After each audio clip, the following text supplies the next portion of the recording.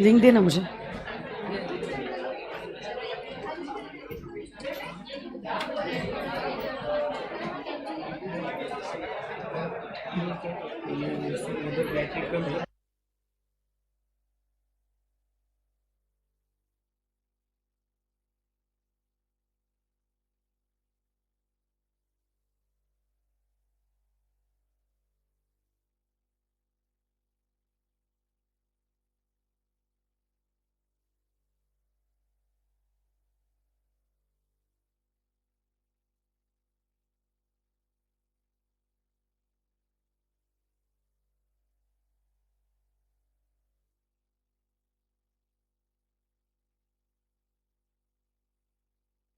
Okay, check.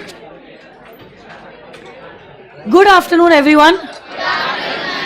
Okay, before starting with the new classification, जो कुछ भी हमने अभी तक किया है, पहले हम उसे रिवाइज करेंगे and then we will be moving ahead. Okay. सबसे पहली बात तो everyone now please pay attention in the revision process. Lecture शुरू हो गया है. On the basis of liability, companies are divided into three types. Can you tell me the three types? Limited by shares, limited by guarantee and an unlimited company. अगर आपकी company limited by shares है, the liability of the members is limited up to the extent of unpaid share capital. ये unpaid share capital क्या lifetime में बुलाया जा सकता है? Can it also be called during the winding up? Shares अगर आपके fully paid up shares है, क्या मेंबर्स की लाइबिलिटी एक्सटिंग्विश हो जाती है? मतलब अब 1 रुपया भी आप आपके मेंबर्स से नहीं बुला सकते। अगर आपकी गारंटी कंपनी है, स्टॉप टॉकिंग, अगर आपकी गारंटी कंपनी है तो मेंबर्स की लाइबिलिटी लिमिटेड होती है। Up to what extent? The guaranteed amount. ये गारंटीड अमाउंट कहां लिखा होता है? मेमोरेंडम ऑफ एसोसिएशन में। ये पैसा आप सिर्फ कब बुला सकते हो? वाइंडिंग अप में ही बुला सकते हो। Okay, and last is unlimited company. Unlimited company के केस में प्लीज बताइए मुझे, मेंबर्स की लाइबिलिटी अनलिमिटेड होती है। So there is no limit that has been defined, there is no limit that has been defined. But इस case में आप पैसा जब कभी भी बुलाते हो तो आप वाइंडिंग अप के वक्त ही बुला सकते हो। सही है गलत? और वाइंडिंग अप में भी आप तभी बुलाओगे just in case your assets are falling short to repay the liabilities. Yes और नो गाइस? श्योर? 100%? मेंबरशिप के हिसाब से कंपनीज 2 टाइप में डिवाइडेड है। कौन सी? Private company and public company. जो कंपनी प्राइवेट कंपनी नहीं है उसको क्या कहते हैं? पब्लिक। तो पब्लिक कंपनी क्या है उसको समझने के लिए हमें समझना पड़ेगा what do you mean by a private company. तो प्राइवेट कंपनी एक ऐसी कंपनी होती है जिसके आर्टिकल्स में 3 क्लॉजेस डाले हुए हैं। कौन से 3 क्लॉजेस है? LRP। एल क्या बोल रहा है? Limitation on what? Number of members. Maximum कितने मेंबर्स हो सकते हैं? 200। मिनिमम कितने? बट ये 200 की गिनती में joint holders will be considered as 1 and employ members and ex employ members are not going to be counted. सही है गलत? R is for what? Restriction on what? Transferability of the shares. क्या private company के shares अभी भी transferable है?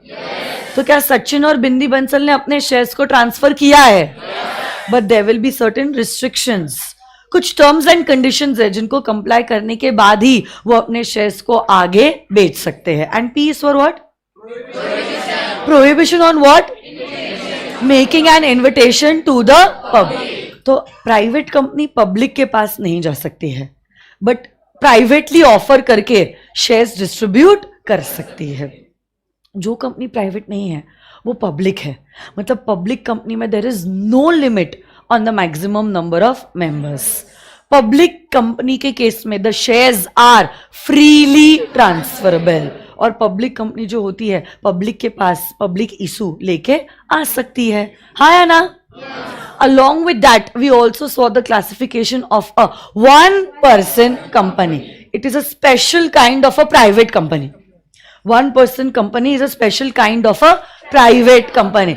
One-person company के case में बताओ, minimum number of members, maximum, minimum directors, but maximum directors, क्या बात है, very good. Minimum nominee और मैक्सिमम नॉमिनी. क्या नॉमिनेशन करना कंपल्सरी है? क्या हम नॉमिनी को चेंज कर सकते हैं? क्या नॉमिनी खुद अपना कंसेंट विड्रॉ कर सकता है? अलोंग विद दैट, नॉमिनी या सोल मेंबर बनने के लिए 4 कंडीशन एक साथ आपको पूरे करने होते हैं. कौन से बताओ? You should be a natural person, Indian citizen, whether you are a resident or other, and you should be a major. क्या ओपीसी सेक्शन 8 कंपनी की तरह इनकॉर्पोरेट हो सकता है? ओपीसी जो है क्या NBFC, non banking financial activities क्या कैरी आउट कर सकता है? और एक समय पे आप एक ओपीसी के सोल मेंबर और दूसरे ओपीसी के नॉमिनी बन सकते हो. So this is the maximum thing that can take place. Yes और नो गाइस? अब देखो, प्राइवेट कंपनी कभी कभार स्मॉल कंपनीज होती है. Basically small company is not another category of company, it's just a status that is given to you. Small company नाम में लिखा है स्मॉल कंपनी. स्मॉल कंपनी है, छोटी सी कंपनी है, ज्यादा परेशान नहीं करना है हमको.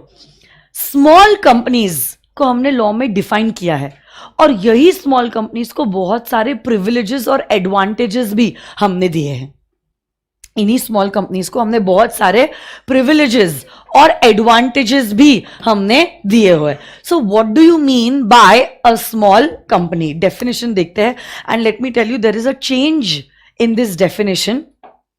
कहां पर है आपके टेक्स्ट बुक्स में? मेरे को देखना पड़ेगा. 5.19 स्मॉल कंपनी. हाँ, एक मिनट, आपकी बुक्स में चेंज्ड है, 5.19 पे है. हाँ, यस. जिन लोगों का अभी अटेम्प्ट दिसंबर में है उनकी बुक्स में ऑलरेडी अमेंडमेंट आ चुका है. आपको रेड में नजर आ रहा होगा ना, और वहां पे मैंने कैपिटल में लिखा है 4 और 40, है ना. जो लोगों का अटेम्प्ट अभी जून में है, सिर्फ अगर आप देख सकते हो यहाँ पे मैंने कुछ चेंजेस किए हुए, बस वो चेंजेस कर लो. ये 2 को 4 कर दो और ये 20 को 40 कर लो. हाँ, पीडीएफ मिला कहाँ पे? टेलीग्राम पे भेज दिया है, और प्लस फिर यूट्यूब पे लिंक डाल दो. तुम किनके पास नोट्स नहीं है अभी तक? ओके, आज आपका फर्स्ट डे है क्या? सेकेंड डे, ठीक है. उसके अलावा सभी के पास नोट्स है? ठीक है, वर्चुअल बच्चों के लिए डाल दो बस आप नोट्स, ठीक है. What do you mean by a small company? Small company यार, स्मॉल कंपनी, स्मॉल कंपनी. आपको क्या लगता है नाम देखकर क्या ये कंपनी का बिजनेस बड़ा ही बड़ा है? बोलो ना. क्या कंपनी का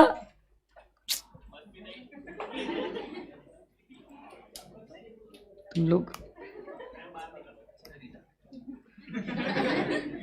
पता है मुझे कौन बोल रहा है? मिस्टर एचएनडी. चलो,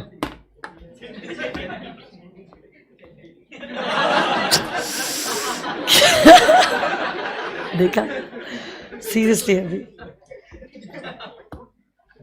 बच्चों को बिगड़ने को टाइम नहीं लगता है सच में. पहले दिन कैसे शांत बैठे थे आप लोग? पहले दूसरे दिन आप कल नहीं आए थे बेटा? कल आए थे आप? देखा नहीं मैंने आपको. ओके, चलो. Small company. Now what do you mean by the word small company? सुनो ना मेरी बात. Firstly, small company is a company which is not a public company. Which is not अ, तो basically only a private company can get the status of a small company. मैं वापस से कह रही हूं, small company is not a different category of company, it is a status that is given to you. या तो आपकी company private है या तो आपकी कंपनी पब्लिक है. और प्राइवेट कंपनी ने अगर कुछ कंडीशंस को पूरा किया है, हम ऐसी प्राइवेट कंपनीज को स्मॉल कंपनी का दर्जा, स्टेटस देंगे, और ये स्मॉल कंपनीज को फिर बहुत सारे प्रिविलेजेस और एग्जेम्पशंस मिलते हैं. उनको पूरी की पूरी एक्ट को फॉलो करने की जरूरत नहीं है. बहुत सारे प्रिविलेजेस मिलते हैं. जैसे कि अगर आप बोलोगे मैम एक आधा एग्जाम्पल दो, देखो usually every company suppose to prepare profit and loss account, balance sheet and cash flow statement. But small companies को कैश फ्लो स्टेटमेंट बनाने की जरूरत नहीं है. मतलब हमने उनको छूट दी है. काय इतने डिटेल में आपको जाने की जरूरत नहीं है. कुछ कुछ बातों से आपको एग्जेम्प्ट किया जा रहा है, कुछ कुछ बातों की आपको छूट दी जा रही है. ऐसी कंपनीज होती है स्मॉल कंपनीज. ये small companies are companies other than public companies. Other than मतलब only a private company can get the status of a small company, but not every private company is a small company. कब आपकी private company को small company माना जाएगा? 1, आपकी company का paid up share capital does not exceed 4 crores. आपकी company का paid up share capital does not exceed 4 crores. And the turnover does not exceed 40 crores. And the turnover does not exceed. तो दोनों भी conditions को हमें एक साथ पूरा करना है.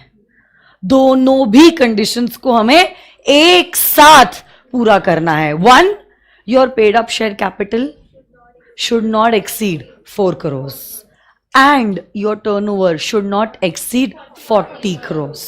बट देखो इतनी प्लेन और सिंपल लैंग्वेज एक्ट में नहीं दी गई है. अगर आप एक्ट की लैंग्वेज देखते हो, एक्ट की language, some problem? Don't talk then. देखो एक्ट की लैंग्वेज जब आप देखते हो, एक्ट कुछ ऐसा कहती है, small company means a company other than a public company. Small company means a company other than a public, जिसका paid up share capital does not exceed 50 lakhs.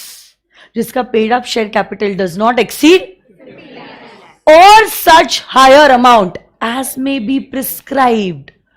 और such higher amount as may be prescribe. जहां कहीं पे भी act में आपको यह भाषा नजर आती है, as may be prescribed, it means according to the rules. हम क्या पढ़ रहे हैं? एक्ट पढ़ रहे हैं या लॉ पढ़ रहे हैं? Law. Does it include act? Does it include rules? And does it also include case laws? सिर्फ एक्ट को पढ़ के बात नहीं बनने वाली है. एक्ट के साथ साथ क्या रूल्स को पढ़ना भी जरूरी है? एक्ट के साथ साथ क्या रूल्स को पढ़ना भी जरूरी है? और रूल्स ने कुछ नंबर प्रिस्क्राइब किया है, और ये जो नंबर प्रिस्क्राइब्ड है दैट इज 4 crores. तो देखो एक्ट कहती है स्मॉल कंपनी ऐसी कंपनी होती है which is not a public company, जिसका paid up share capital 50 lakh है, 50 लाख, और such higher amount if it is prescribed according to the rules. फिर हमने रूल्स पढ़ा.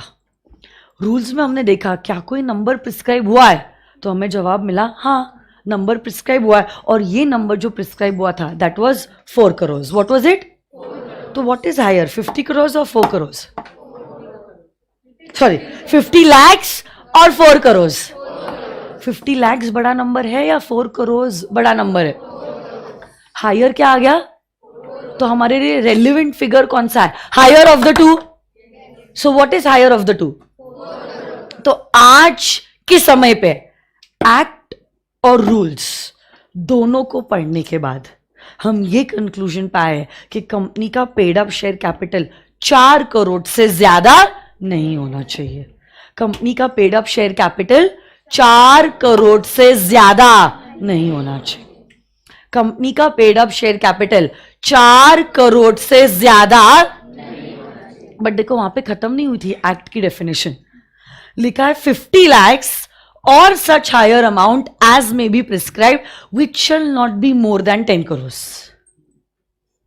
Which shall not be more than? Which shall not be more than? In short, my dear friends, central government rule prescribe करते हैं. Rules कौन बनाता है? और act कैसे बनती है? Draft, both the houses of parliament, president, और उसके बाद it is publish in the official gazette. सही है गलत? यहां पे रूल कौन बनाते हैं? Modi ji, central government. अरे हाँ है ना? क्या मोदी जी ने कुछ नंबर प्रिस्क्राइब किया है पेड अप शेयर कैपिटल के लिए? क्या नंबर प्रिस्क्राइब किया है? बट अब मोदी जी अगर चाहे 4 करोड़ से भी ज्यादा कोई नंबर प्रिस्क्राइब कर सकती है। But this number that Modi ji is prescribing, this number can not exceed 10 crore. मतलब मोदी जी के पावर्स भी लिमिटेड है। नहीं आई बात समझ में? मोदी जी के भी पावर्स लिमिटेड है। मोदी जी जो चाहे अपना मन चाहा नंबर प्रिस्क्राइब नहीं कर सकते। मोदी जी को अगर कोई नंबर प्रिस्क्राइब करना भी है, it can be any number 50 lakh से ज्यादा, बट 10 करोड़ के अंदर। 50 लाख से ज्यादा बट 10 करोड़ के अंदर। एक्ट ने क्या कहा है? 50 lakhs or such higher number as may be prescribed, but this prescribed number should not be more than 10 crores. Modi ji ने 4 करोड़ प्रिस्क्राइब किया है। क्या कर सकते हैं 4 करोड़? क्या 4 करोड़ 50 लाख से ज्यादा है? क्या वो 10 करोड़ से कम है? तो क्या मोदी जी ये नंबर प्रिस्क्राइब कर सकते हैं? बट क्या मोदी जी 25 करोड़ प्रिस्क्राइब कर सकते हैं? ये मोदी जी के पावर के बियॉन्ड है। ये मोदी जी के पावर के मोदी जी के पास जो पावर है दैट इज ओनली 50 लाख से ज्यादा और 10 करोड़ से कम। क्या उन्होंने अपने पावर का इस्तेमाल किया है? और क्या रूल्स में कुछ नंबर प्रिस्क्राइब किया है? क्या नंबर प्रिस्क्राइब किया है? तो हमारे लिए आज के जमाने में कौन सा फिगर रेलेवेंट है? 50 करोड़, सॉरी 50 लाख, 10 करोड़ या 4 करोड़? कुछ समझ में आया लॉजिक? हम लॉ पढ़ रहे हैं, एक्ट नहीं पढ़ रहे हैं। एक्ट के साथ साथ इसीलिए रूल्स को पढ़ना जरूरी है। वैसे ही कहा है टर्नओवर भी जो है, turnover shall not exceed 2 crores or such higher amount as may be prescribed, but this prescribed number shall not be more than 100 crores. क्या कोई रूल्स प्रिस्क्राइब हुए हैं और इसी रूल्स के हिसाब से जो अमाउंट प्रिस्क्राइब है that is 40 crores. That is how much? Modi ji के पास पावर्स है टर्नओवर के लिए भी कुछ फिगर प्रिस्क्राइब करने के लिए। और क्या पावर है मोदी जी का? 2 करोड़ से ज्यादा प्रिस्क्राइब कर सकते हैं, बट 2 करोड़ से ज्यादा with in 100 crore. With in how much? क्या मोदी जी ने अपने ये पावर का इस्तेमाल किया है? और क्या कोई फिगर उन्होंने प्रिस्क्राइब किया है? क्या फिगर प्रिस्क्राइब किया है? मतलब आज के जमाने में अगर आपको देखना है क्या कंपनी स्मॉल है या नहीं है, आज के जमाने में अगर आपको देखना है कि कंपनी स्मॉल है या नहीं है, आप क्या करोगे? आप 3 चीजें चेक करोगे। 1, it should not be a public company. It should not be उसका paid up share capital 4 crore से ज्यादा नहीं होना चाहिए। And the turnover shall not be more than 40 crores. ये तीनों कंडीशंस अगर एक साथ पूरे किए तो ही आपकी कंपनी को हम स्मॉल कंपनी का दर्जा देंगे। तो ही हम आपकी कंपनी को स्मॉल कंपनी का दर्जा देंगे। कौन से बिगर देख के बोल सकते हो? बताओ। It should be a company other than a paid up share capital shall not be more than and the turnover shall not be more than 40 crore. ये तीनों भी कंडीशन अगर एक साथ आपने पूरे किए तो क्या हम आपकी कंपनी को स्मॉल कंपनी मानेंगे? तो क्या हम आपकी कंपनी को स्मॉल कंपनी मानेंगे? और स्मॉल कंपनी को बहुत सारे प्रिविलेजेस और बहुत सारे एग्जेम्पशंस दिए गए हैं। बट सुनो ना मेरी बात, ये जो स्मॉल कंपनीज होती है, सुन रहे हो क्या आप लोग? ये स्मॉल कंपनीज का स्टेटस होल्डिंग और सब्सिडरी कंपनीज को नहीं मिलता है। स्मॉल कंपनी का स्टेटस होल्डिंग और सब्सिडरी कंपनीज को नहीं मिलता है। What are holding and subsidiary companies? देखो, ऐसी कंपनी जो किसी और कंपनी को कंट्रोल कर रही है उसको कहते हैं होल्डिंग कंपनी। क्या कहते हैं? और जो कंपनी कंट्रोल की जा रही है उसको कहते हैं सब्सिडरी कंपनी। उसको क्या कहते हैं? ये आंसर्स हटा देती हूँ।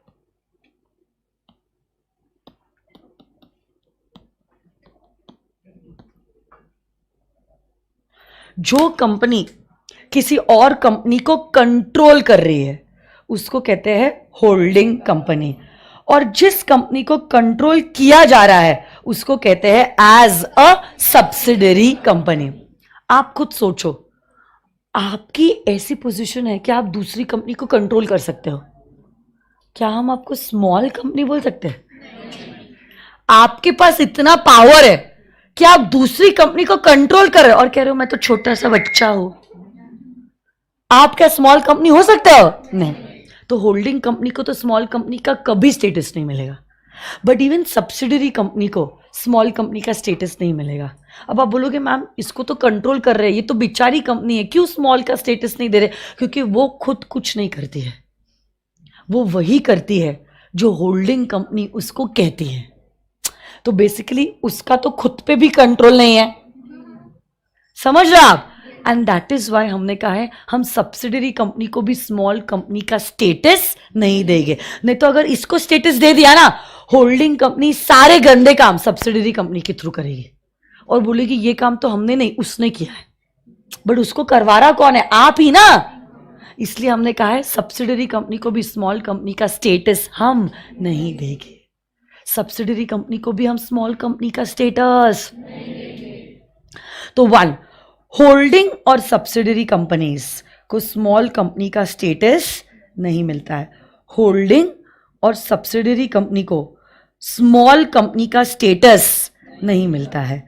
Along with that law makers से कि ये स्मॉल कंपनी का जो स्टेटस है it is also not going to be given to section 8 companies. Section 8 companies NPOs. क्या है सेक्शन 8 कंपनीज?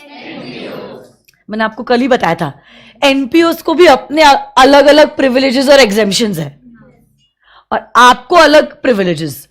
स्मॉल कंपनी होने की वजह से और privileges, privileges he privileges, double the privileges. ऐसा हम अलाउ नहीं करेंगे और इसलिए एनपीओ को स्मॉल कंपनी का कॉन्सेप्ट ही एप्लीकेबल नहीं होता है। एज एन एनपीओ आपको जो प्रिविलेजेस दिए गए उसके मजे उठाओ, हम आपको स्मॉल कंपनी का स्टेटस नहीं देंगे। और lastly, if your company is governed bye a special act, जैसे कि देखो axis bank limited, it's a company, but it is also regulated by Banking Regulation Act, because though it is a company, it is doing banking activities. Axis Bank सुना है या नहीं सुना है?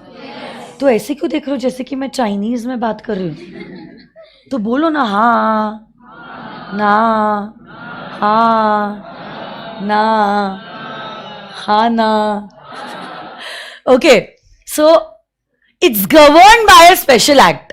अगर आपकी कंपनी को कोई स्पेशल एक्ट से गवर्न किया गया है तब भी स्मॉल कंपनी का स्टेटस आपको नहीं मिलेगा। वापस से फटाफट बताओ तो, स्मॉल कंपनी का दर्जा किसको मिलता है? ऐसी company which is other than a, जिसका paid up share capital does not exceed and turnover does not exceed. Holding subsidiary को क्या स्मॉल कंपनी का स्टेटस मिलेगा? सेक्शन 8 कंपनी को। और अगर आपकी कंपनी कोई स्पेशल एक्ट से गवर्न है तब भी आपको स्मॉल कंपनी का दर्जा। देखते हैं आपको ठीक से ये कॉन्सेप्ट समझा है या नहीं समझा है। मैं आपको स्क्रीन पे कुछ 4 क्वेश्चंस देती हूं। इतने में डर गया? आपको बताना है ये कंपनी स्मॉल है या नहीं है।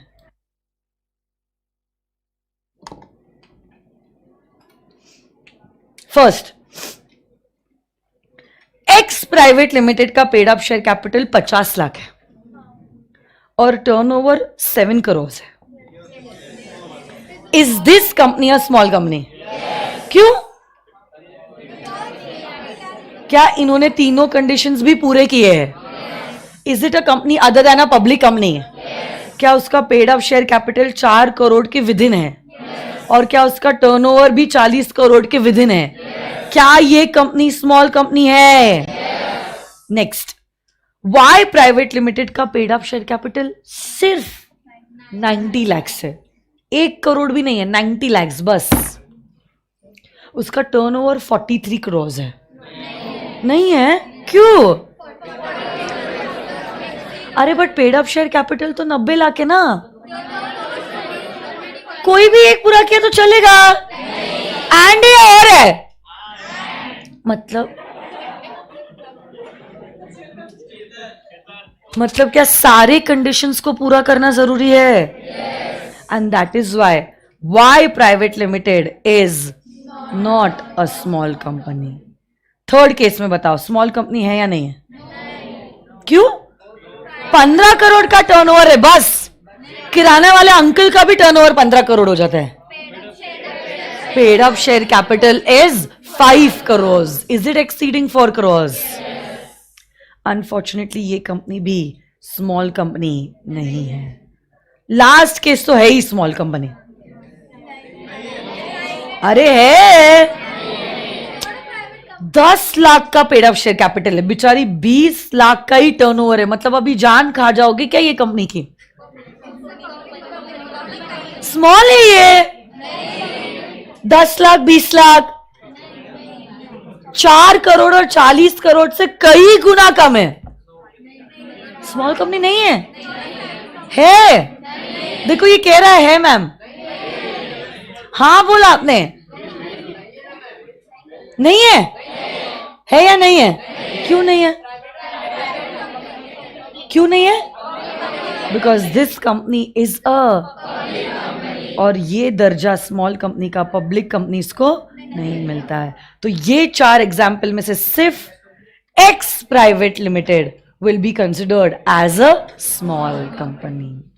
आपको एक्ट के साथ साथ रूल्स भी पढ़ना है। अमर थोड़ा सा उधर खड़े रहना यार। और रूल्स के वजह से the final figure that is relevant for us is 4 crore and 40 crore. Yes और नो गाइस? देखो टेक्स्ट बुक में आ जाओ। क्या पेज नंबर बताया था आपने? 19। हाँ बिकॉज वो रूल्स है ना। अच्छा चार्ट में शायद अपडेशन नहीं हुआ है। आपके टेक्स्ट बुक में ये पीपीटी है ना नीचे, उसमें तो चेंज कर लो। चार्ट में क्या लिखा है आपने? मैंने भी 4 और 40 ही लिखा है। देखो 4 और 40।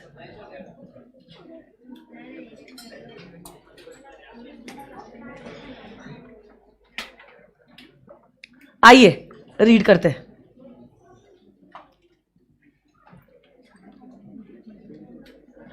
सिर्फ एक्ट पढ़ेंगे या एक्ट के साथ साथ रूल्स भी पढ़ेंगे? Please mark this definition as very very very very very important. जहां अमेंडमेंट आया है ऑटोमेटिकली चीजें इंपॉर्टेंट हो जाती है। वर्चुअल स्टूडेंट्स प्लीज ध्यान दीजिए। Come on guys, let's check it out.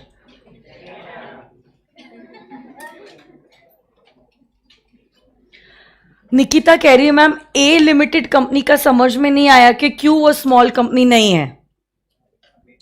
Case number 4 Nikita को कौन समझाएगा? बोलो बेटा। दूसरा माइक अरेंज नहीं हो सकता है क्या? क्यों नहीं? अरेंज करो, लेके आ दूसरा माइक। तुम्हारे साथ साथ रह के स्टाफ भी बिगड़ गया है। देखो आप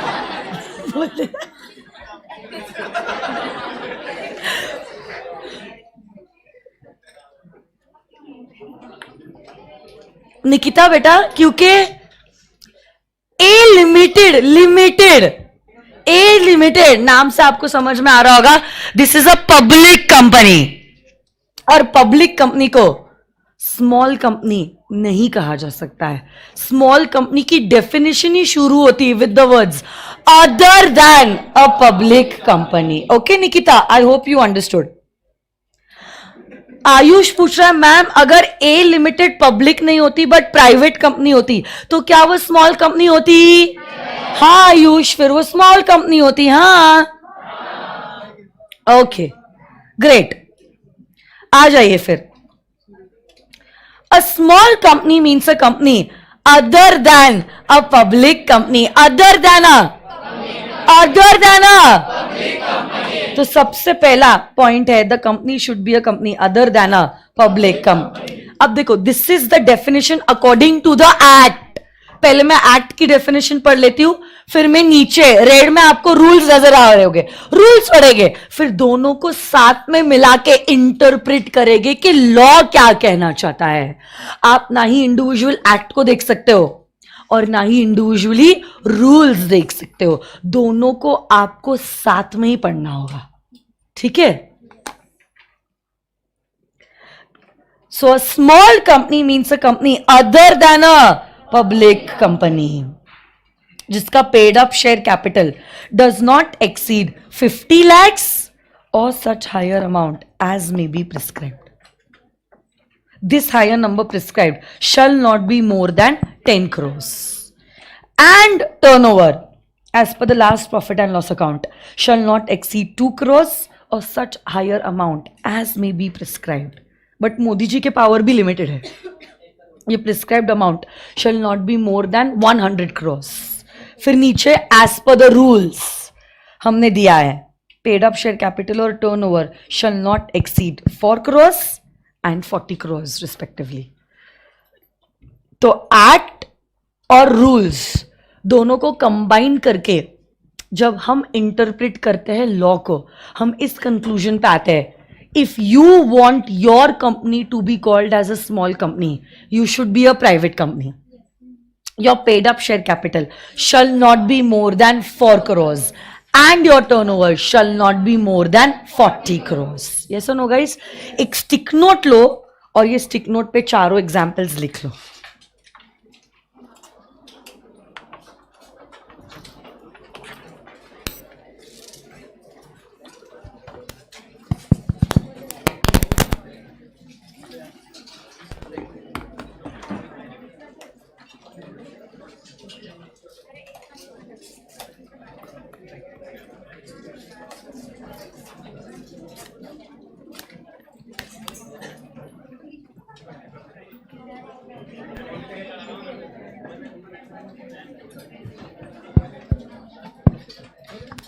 कुसुम फिर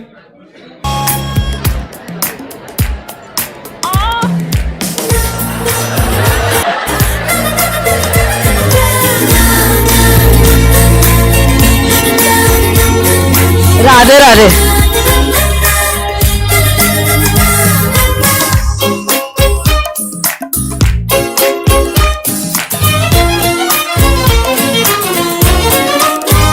मटर गश्ती खुली सड़क में, तगड़ी तड़क भड़क में, ओले गिरे सुलगते से सड़क में, छतरी न थी बगल में, आया ही ना अकल में कि भागे हम या भीगे हम अकड़ में। तो सोचा फिर गीला हुआ है जो सुखाना हो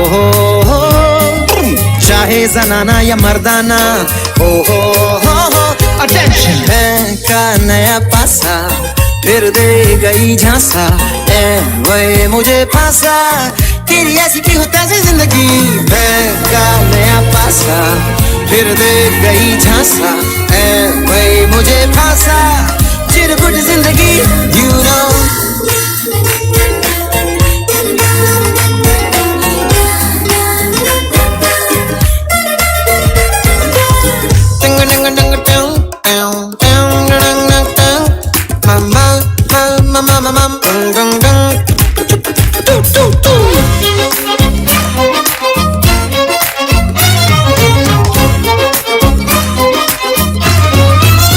तू ही है वो जिससे खेला था मैं खो खो, खेला खो खो। तू है लैला श्री सोनी जूलियट, सुन लो मुझको ढूंढा ना जंगल बेले में, व्हाट्सएप पे हूँ ना तेरा ना मेरा जमाना हो सनाना न मर्दाना हो पकड़ दाना है कालिया पासा फिर दे गई झांसा ऐ भाई मुझे फांसा चिरकुट जिंदगी यू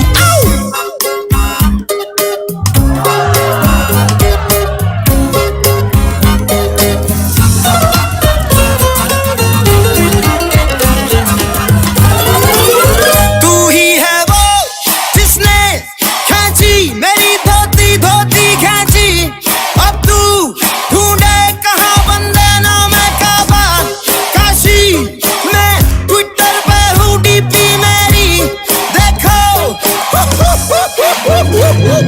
सुन रे सुन बेलिया दिल ने धोखा दिया आगे मिली तुमसे नाज़नी मेरे होशो हवास खो गए हो दिल ने रो रो कहा ये आंखें हैं दिल की जुबान ख्वाब रोज रोज देखे न Okay. So you are done with the writing part? Okay. So last time फिर आगे बढ़ते स्मॉल कंपनी मतलब a company other than a public company जिसका paid up share capital shall not exceed four and turnover shall not exceed 40 crores. आज हम लोग एक बहुत इंपॉर्टेंट क्लासिफिकेशन पे आने वाले हैं and that is going to be of a section 8 company. Holding subsidiary और एसोसिएट कंपनी हम कल करेंगे क्योंकि उसके लिए 1 घंटा पूरा लगता है और आज का ऑलमोस्ट आधा सेशन हो चुका है. So that is why please come down to I tell you where it is section 8. यहां से शुरू होता है.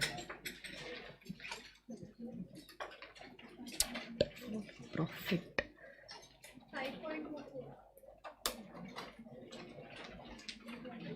ये रहा 5.24 formation of companies with a charitable object. Section 8 companies. Page number कौन सा है बताओ आपको? 5.24 section 8 formation of companies with a charitable object. Please mark this section as very very very very very important. क्या हुआ है यहां पर?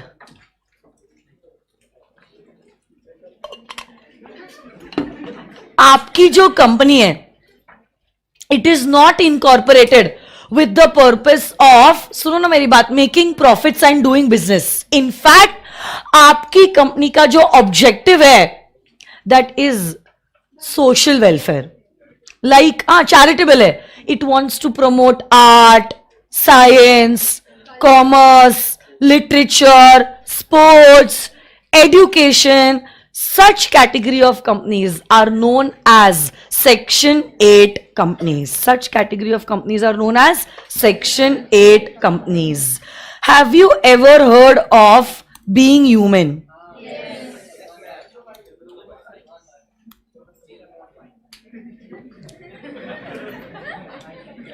So Being Human Foundation, देखो नाम में लिखा it is a charity based foundation formed by our भाई सलमान भाई and this organisation has been set up for providing education and health care services for the underprivileged people in India. Company का intention ये नहीं है कि वो पैसे कमा के मेंबर्स को पैसा डिस्ट्रीब्यूट करे डिविडेंड की तरह. इनफैक्ट जो भी वो पैसा कमाती है उसका 10 से 15% सिर्फ और सिर्फ एजुकेशन और health care of under privileged के लिए इस्तेमाल करती है. बाकी का पैसा वो और इस्तेमाल करती है इन दैट ट्रेड साइकिल. देखो बेसिकली जब आपको कोई चैरिटी काम करना होता है, चैरिटी आप 2 तरीके से चैरिटी कर सकते हो. एक तरीका होता है आप पब्लिक से चैरिटी मांगो और फिर जो जरूरतमंद है उनकी आप मदद करो. आई बात समझ में? आप क्या कर सकते हो, आप डोनेशंस ले सकते हो. उसको कहते हैं डोनेशन. क्या कहते हैं? तो आप जनता से डोनेशन लो और डोनेशन लेने के बाद जो जरूरतमंद है उनको आप पढ़ाओ लिखाओ, हेल्थ मतलब मेडिकल फैसिलिटीज आप प्रोवाइड करो, जैसे कि क्राई के बारे में कभी सुना है? Child rights and you never heard of cry? Okay, तो cry is also an NGO which is working towards ensuring the right that every child has. So हर एक बच्चे को इंडिया में राइट टू एजुकेशन होता है, right to health and nutrition होता है, right of safety and protection होता है, एंड एवरी चाइल्ड, चाहे अमीर है गरीब है, लड़का है लड़की है, फर्क नहीं पड़ता है, कौन सा भी कास्ट क्रीड रिलीजन का क्यों ना हो, every child has a right to participate in every activities. Okay, so there cannot be any discrimination between kids. Are you understanding this? So ये right की तरफ वर्क कर रहा है क्राई. बट क्राई कैसे काम करता है? वो लोगों से डोनेशन लेता है और जरूरतमंदों की मदद करता है. तो से फॉर एग्जाम्पल दूर कहीं गांव में एक फैमिली है और इस फैमिली में से फॉर एग्जाम्पल एक गर्ल चाइल्ड है और एक बॉय चाइल्ड है. लड़की बड़ी है लड़का छोटा है, बट पेरेंट्स से फॉर एग्जाम्पल सिर्फ लड़कों के एजुकेशन में पैसा डाल रहे हैं. लड़की को कह रहे हैं वैसे भी तेरे को क्या करना है, शादी करके घर का काम ही करना है, तो तू पढ़ लिख के कर भी क्या लेगी. लड़की को पढ़ना है बट पैसे नहीं है घर वालों के पास. हो सकता है वो आपके पास आएंगे और कहेगी कि देखो ये ऐसा कुछ केस है, ये एक लड़की है उसको पढ़ना है बट घर वालों के पास पैसा नहीं है, क्या आप पढ़ाने चाहोगे, क्या आप उसको स्कूल का खर्चा दोगे, क्या आप उसके बुक्स यूनिफॉर्म स्कूल के शूज सॉक्स का खर्चा दोगे.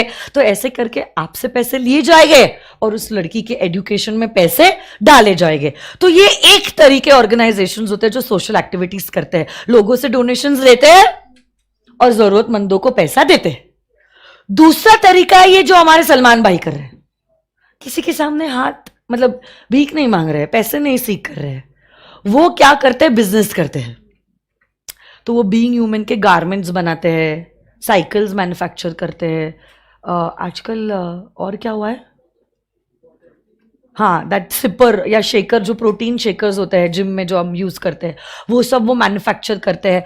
और गारमेंट्स मैन्युफैक्चर करके, साइकिल मैन्युफैक्चर करके, बेच के, बिजनेस करके क्या प्रॉफिट आता है.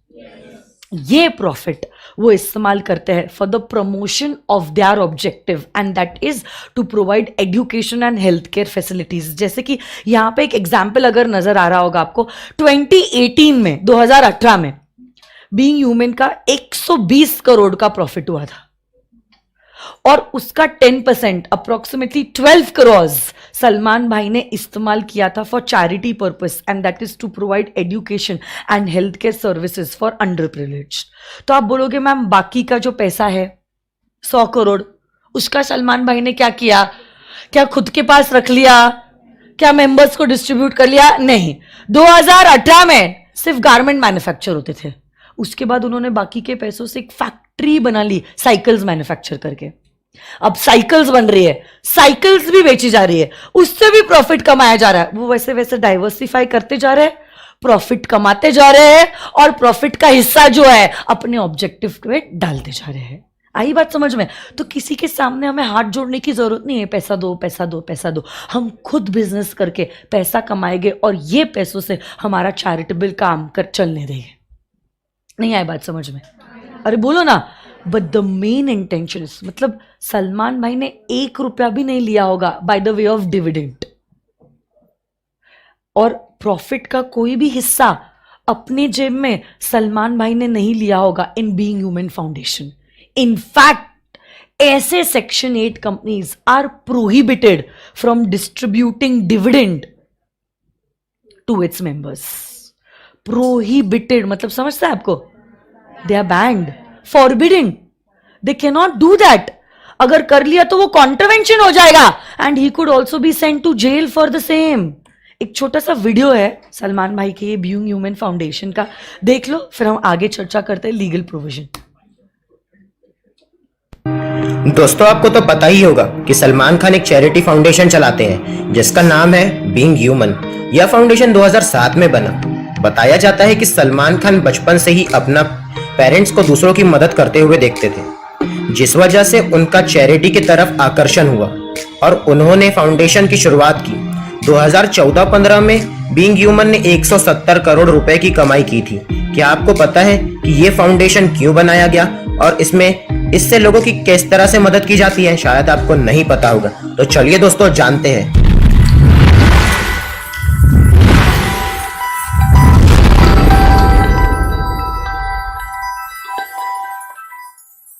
बीइंग ह्यूमन बच्चों के स्वास्थ्य और शिक्षा समेत तमाम लोगों की बीमारी और मुश्किल घड़ी में आर्थिक मदद करता है। सलमान खान अभी तक बीइंग ह्यूमन के माध्यम से बच्चों के स्वास्थ्य, हार्ट सर्जरी और शिक्षा पर 50 करोड़ रुपए से ज्यादा खर्चा कर चुके हैं। बीइंग ह्यूमन ने अभी तक तकरीबन 1000 बच्चों की हार्ट सर्जरी कराई है, लोगों की मदद भी की है।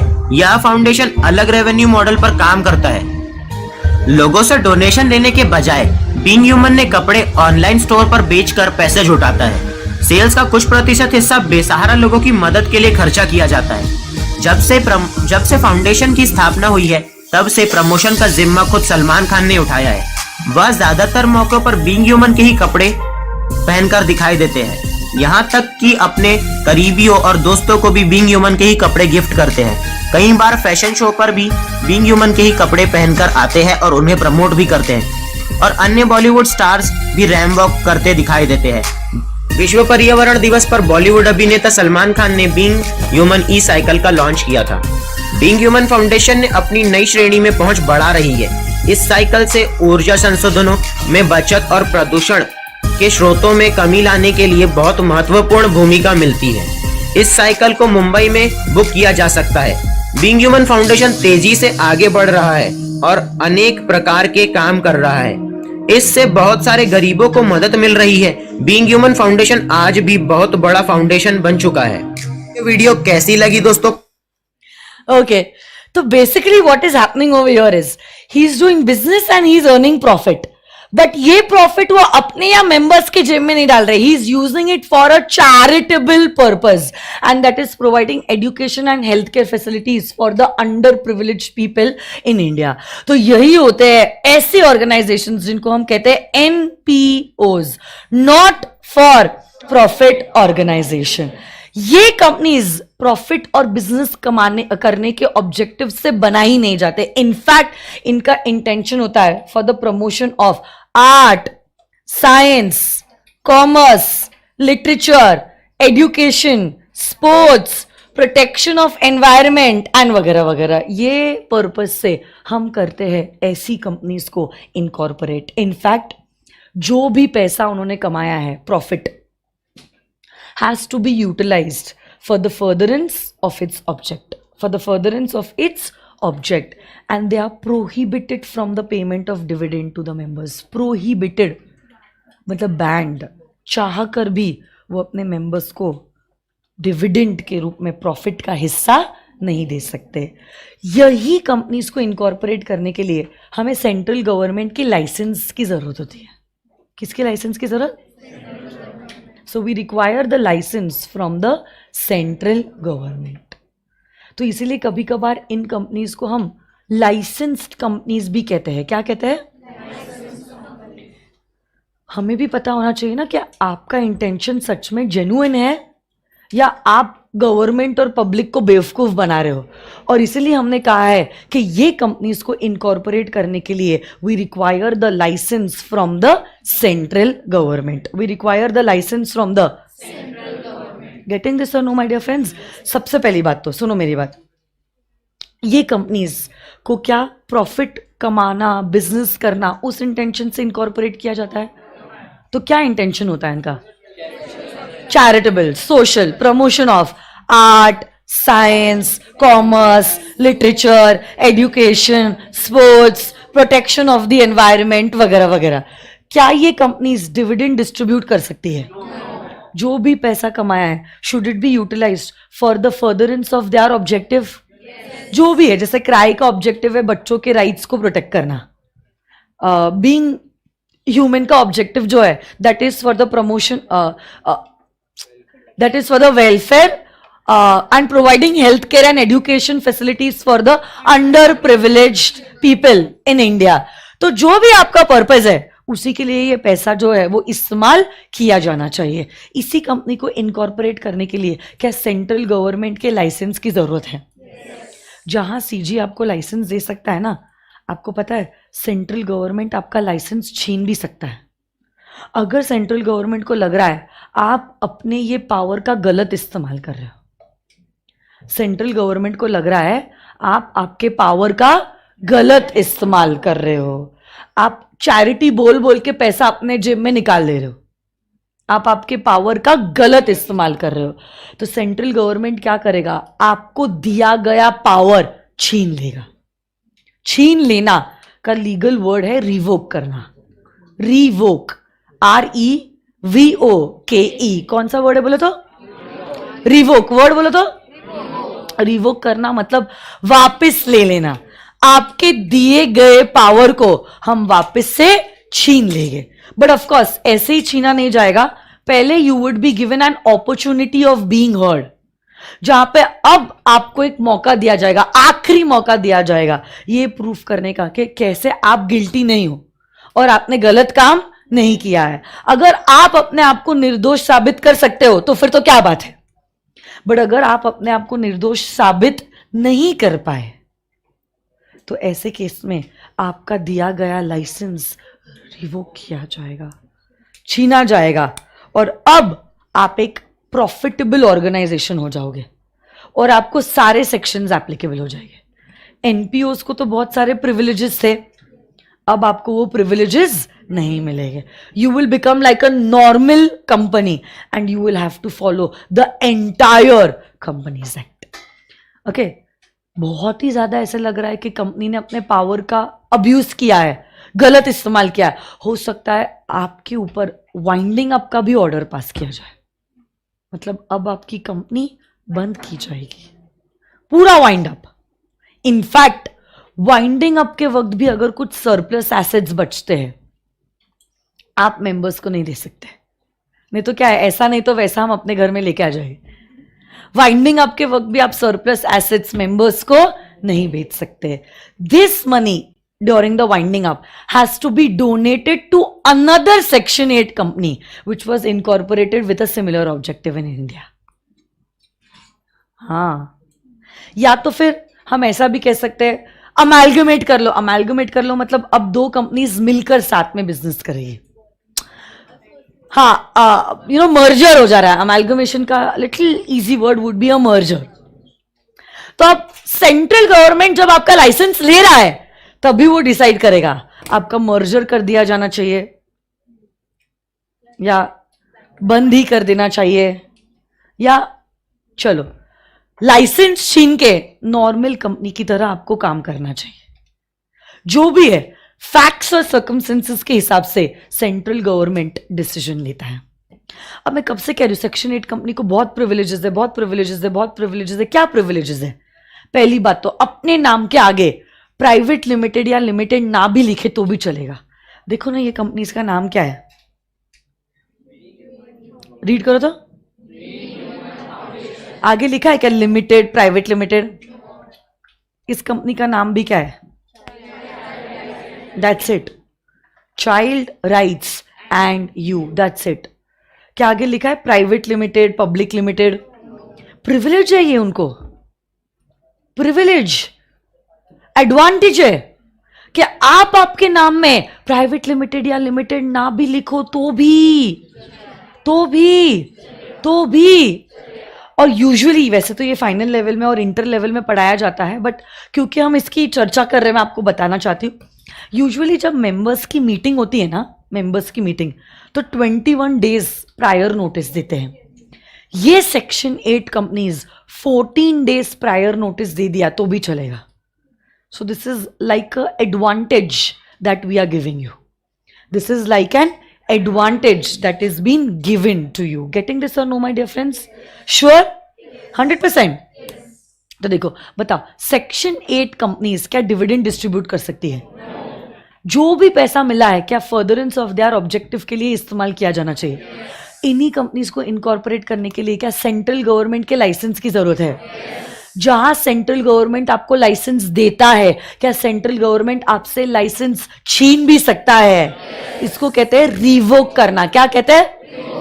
बट रिवोक करने के पहले क्या आपको अपॉर्चुनिटी ऑफ बीइंग हर्ड दी जाएगी? अच्छा चलो, लाइसेंस तो लिया जाएगा। कभी कभार ऐसा भी हो सकता है हम आपको कंपनी वाइंड अप करने के लिए कह दे, या आपकी कंपनी को मर्ज करने के लिए कह दे। वाइंडिंग अप का ऑर्डर पास होता है तो तब भी आप सरप्लस एसेट्स मेंबर्स को डिस्ट्रीब्यूट नहीं कर। जो भी सरप्लस एसेट्स है that you will have to donate it to another section 8 company. Yes और no guys? Let's check it out. Okay, page number क्या होगा? 5.24।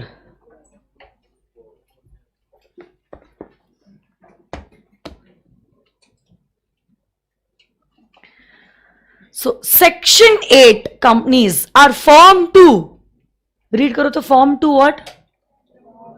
Form to promote charitable objects of commerce, art, science, sports, education, research, social welfare, religion, charity, protection of environment. Very good. Such company intend to apply its profit in and are prohibited.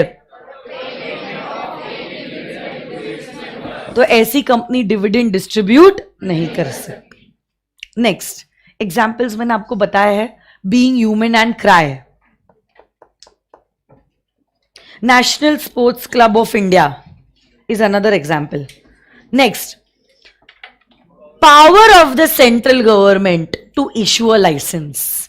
ये companies को incorporate करने के लिए क्या आपको central government के licence की जरूरत है? इसीलिए कभी कभार इन कंपनीज को कहा जाता है एज लाइसेंस्ड कंपनीज। और ये जब कंपनीज इनकॉर्पोरेट होती है ना, इन्होंने अगर अपने नाम के आगे प्राइवेट लिमिटेड या लिमिटेड ना भी लिखा है तो भी चलेगा। बट जहां सेंट्रल गवर्नमेंट लाइसेंस दे सकती है, क्या सेंट्रल गवर्नमेंट ये लाइसेंस छीन भी सकती है? छीनने के लिए वर्ड है रिवोक। जिनको नहीं पता है रिवोक का मतलब प्लीज लिख दीजिए, टू टेक बैक, छीन लेना। The central government may by order revoke the license of the company. But ऐसे नहीं रिवोक किया जाएगा। कब रिवोक किया जाएगा? Where the company contravenes the requirement of the. Contravene करना मतलब तोड़ना, तोड़ देना। आपने किए गए वादे को आपने तोड़ा है। आपने कहा है मैं डिविडेंड डिस्ट्रीब्यूट नहीं करूंगा, मैं प्रॉफिट मेकिंग कंपनी नहीं हूं, बट आप प्रॉफिट कमा रहे, मजे कर रहे, पैसा अपने जेब में ले रहे, मतलब आपने किए गए वादे को क्या तोड़ा है? कॉन्ट्रवीन किया है। तो सेंट्रल गवर्नमेंट भी आपका दिए गया लाइसेंस रिवोक कर लेगा। As simple as that. Privileges मत उठाओ, नॉर्मल प्रॉफिट मेकिंग कंपनी की तरह काम करो। हाँ, सिंपल। और फिर आपको आपके नाम के आगे प्राइवेट लिमिटेड या लिमिटेड क्या डालना पड़ेगा? वो प्रिविलेज भी ले लिया ना, लाइसेंस लेने के साथ साथ क्या प्रिविलेज भी ले लिया? अरे बोलो। कभी कभार हम ऐसा भी ऑर्डर पास कर सकते हैं कि हम हमारी कंपनी को दूसरी कंपनी के साथ अमैल्गमेट कर लेंगे विथ अ सिमिलर ऑब्जेक्ट। अमैल्गमेट करना मतलब मर्ज कर देना।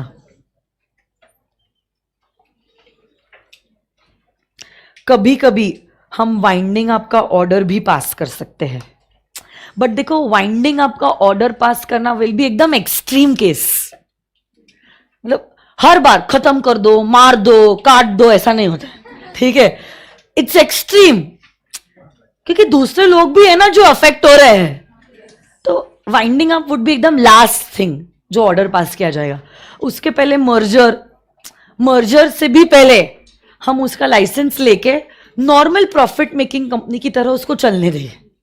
कितने लोगों को एम्प्लॉयमेंट मिलेगा, जॉब मिलेगा, कितने सप्लायर्स वेंडर्स का भी बिजनेस बनेगा। समझ रहे हो ना आप? गवर्नमेंट को टैक्स मिलेगा, कितने लोगों को फायदा हो रहा है। तो हर बार कंपनी बंद कर देना is not the ultimatum.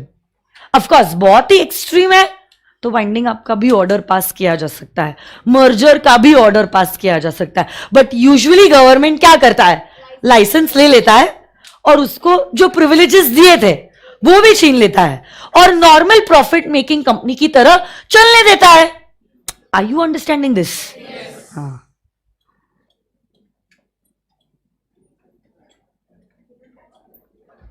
Penalty punishment अगर आप याद कर सकते हो तो कर लो, but I am not quite sure कितना आप याद कर सकते हो, इसलिए मैंने कट कर दिया है.